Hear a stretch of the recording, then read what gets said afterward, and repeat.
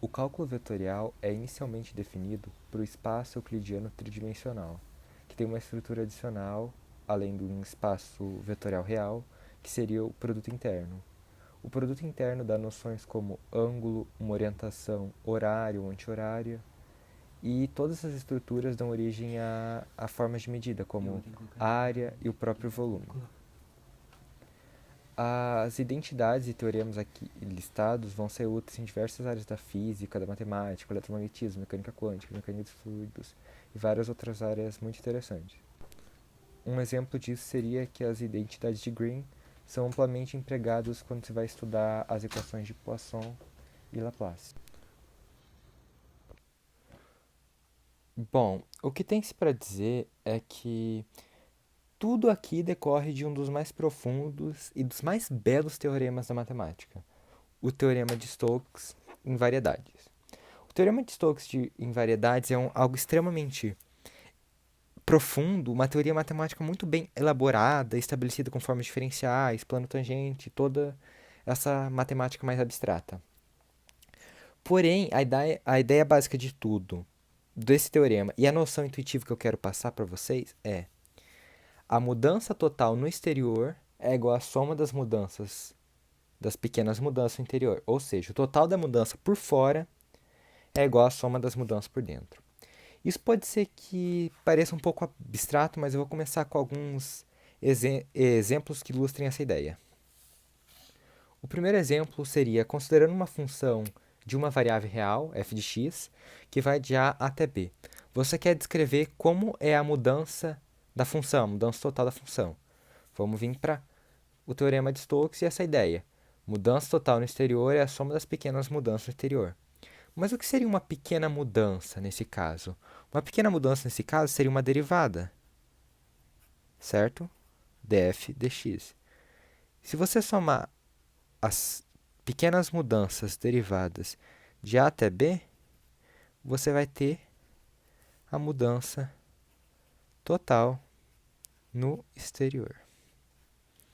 Vocês podem conhecer isso como o teorema fundamental do cálculo.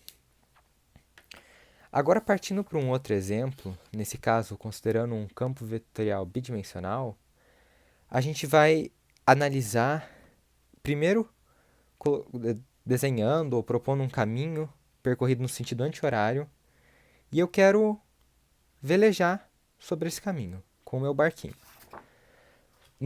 Você vai circular pelo esse campo vetorial. Esse campo vetorial você pode imaginar como sendo a água corrente, uma corrente de água. E quando você veleja com o barquinho, aqui nesse caso você está indo contra a corrente de água, e aqui embaixo você está indo a favor da corrente de água. E agora, qual seria essa corrente total? Como que você ia calcular a força total da água aplicada em você, o efeito que ela tem? Correto? De novo, recorremos à ideia, a mudança total no exterior é igual à soma das pequenas mudanças no interior. Dessa forma, a gente tem como ilustração isso aqui.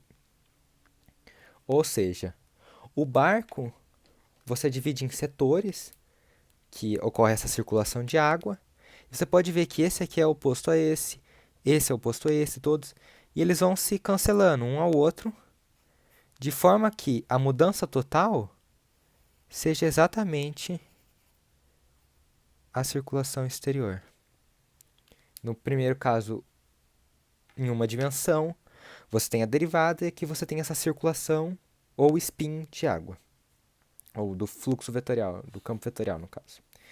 Agora, um outro exemplo seria considerando um campo vetorial tridimensional e você quer saber qual o fluxo que os vetores têm numa superfície que você coloque. De novo, a gente usa o velho recurso, que é essa ideia que eu quis passar. A mudança total no exterior é igual à soma das pequenas mudanças no interior. Ou seja, se você pegar a superfície e dividir em duas categorias, em duas partes, você vai ter que elas vão se cancelar e tudo que vai sobrar vai ser o fluxo exterior total. Correto? No caso bidimensional, isso é conhecido como teorema de Green. A elaboração matemática é bem mais complicada do que essa ideia intuitiva. E eu vou colocar agora na tela para vocês verem, mas a ideia intuitiva é bem essa. Enquanto que no caso tridimensional, a gente tem o teorema da divergência, o teorema de Gauss, o teorema Ostrogorodski. Esses são os nomes conhecidos. Teorema de Gauss, Ostrogorodski, esses são os... E, então, a ideia fundamental que tem que se ter é a mudança total no exterior é igual à soma das pequenas mudanças no interior.